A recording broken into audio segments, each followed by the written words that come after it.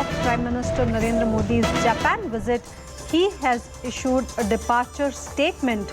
I will leave for Hiroshima, Japan to attend the G7 summit under the Japanese presidency at the invitation of His Excellency Mr. Fumio Kishida, Prime Minister of Japan.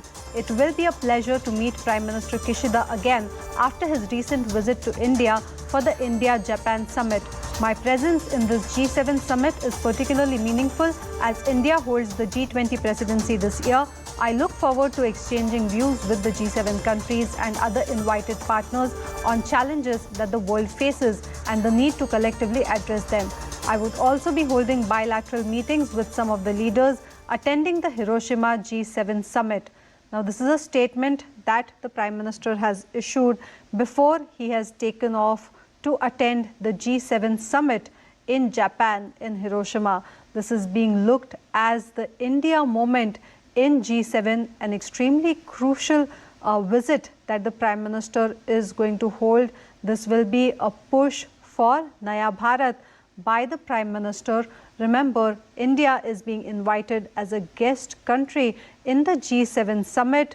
We will have to see what the Prime Minister's agenda will be for the important G7 summit. Some of the biggest democracies of the world are in Hiroshima on the world stage to attend the G7 summit. Just some time ago, we have seen that a meeting has also taken place between the US President and the Japanese Prime Minister, kickstarting rounds of several meetings that are slated to take place. Remember, Prime Minister is going to be in Japan till May 21st. To give us more information on this, I'm being joined by my colleague Pallavi Ghosh on the phone line. Pallavi, the Prime Minister issues a statement even as he leaves for Hiroshima. If you could explain the significance of India at G7.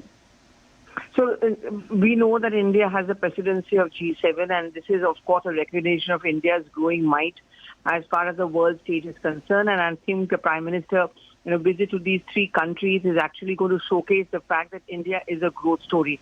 There are bilaterals which have been planned. India's interaction with, the entrepreneurs, the NRIs, the Indian diaspora, and of course all the G7 members and the heads of government, heads of states. Those are those meetings which have, of course, been lined up, which we have been putting out the details.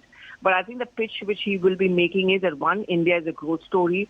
Second, India has been at the forefront when it comes to critical issues like climate change, disaster control, and also the fact that India is now increasingly becoming a very alternative, positive option as far as foreign investments go. Like yesterday already we reported after Apple, even Tesla has decided to open up the investments in India. And I think that's a strong pitch will be made by the Prime Minister when he visits all these three countries. Well, Pallavi, it's also that, some meetings have begun. The Prime Minister is going to have a very busy schedule. If you could throw some light on the kind of engagements that are expected to happen once he reaches Hiroshima, who all is he expected to meet? So apart from the G7 Quad, there is a Quad summit where the Prime Minister will be also having one-on-one with the American President. We know that how the Joe Biden has cancelled his Australia leg.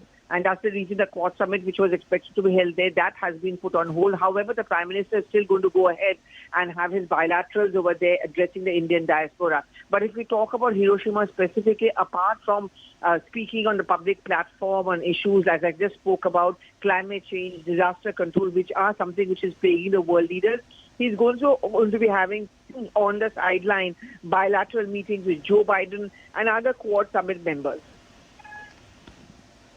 Well, Pallavi Ghosh, thank you for putting that story into perspective.